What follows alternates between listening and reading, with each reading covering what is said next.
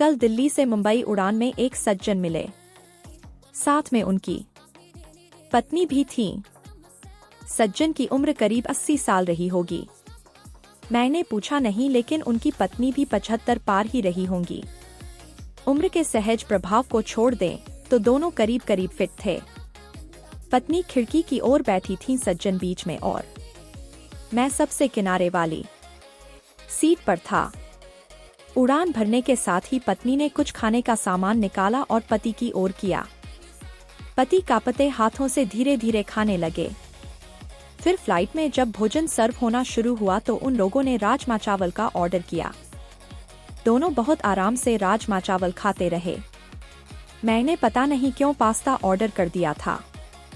खैर, मेरे साथ अक्सर ऐसा होता है कि मैं जो ऑर्डर करता हूँ मुझे लगता है कि सामने वाले ने मुझसे बेहतर ऑर्डर किया है। अब बारी थी कोल्ड ड्रिंक की। पीने में मैंने कोक का ऑर्डर दिया था।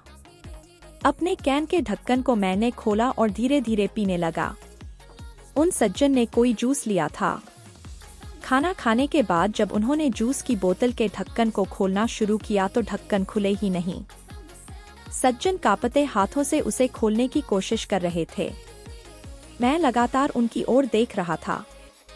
मुझे लगा कि ढक्कन खोलने में उन्हें मुश्किल आ रही है, तो मैंने शिष्टाचार हेतु कहा कि लाइए, मैं खोल देता हूँ। सज्जन ने मेरी ओर देखा, फिर मुस्कुराते हुए कहने लगे कि बेटा, ढक्कन तो मुझे ही खोलना होगा। मैंने कुछ पूछा नहीं, लेकिन सवाल भरी निगाहों से उनकी ओर देखा। यह देख सज्जन ने आगे कहा, बेटा जी, आज तो आप खोल देंगे, लेकिन अगली बार कौन खोलेगा? इसलिए मुझे खुद खोलना आना चाहिए। पत्नी भी पति की ओर देख रही थी। जूस की बोतल का ढक्कन उनसे अभी भी नहीं खुला था, पर पति लगे रहे और बहुत बार कोशिश करके उन्होंने ढक्कन खोल ही दिया। दोनों आराम से जूस पी रहे थे। मुझे दिल्ली से मुंबई की इस उड़ान में जिंदगी का एक सबक मिला। सज्जन ने मुझे बताया कि उन्होंने ये नियम बना रखा है कि अपना हर काम वो खुद करेंगे। घर में बच्चे हैं, भरा पूरा परिवार है, सब साथ ही रहते हैं, पर अपनी रोज की जरूरत के लिए वे सिर्फ पत्नी की मदद ही लेते हैं, बाकी किसी की नहीं। वो दोनों एक दूसरे की जरूरतों को समझते हैं। सज्जन ने मुझसे कहा कि जितना संभव हो अपना काम खुद करना चाहिए। एक बार अगर काम करना छोड़ दूंगा, दूसरों पर निर्भर हुआ तो समझो बेटा कि बिस्तर पर ही पड़ जाऊंगा। फिर मन हमेशा यही कहेगा कि ये काम इससे करा लो, वो काम उससे। फिर तो चलने के लिए भी दूसरों का सहारा लेना पड़ेगा। अभी चलने में पाँव कांपते हैं, खाने में भी हाथ कांपते हैं, पर जब तक आत्मनिर्भर रह सको, रहना चाहिए। हम गोवा जा रहे हैं, 2 दिन वहीं रहेंगे। हम महीने में 1-2 बार ऐसे ही घूमने निकल जाते हैं।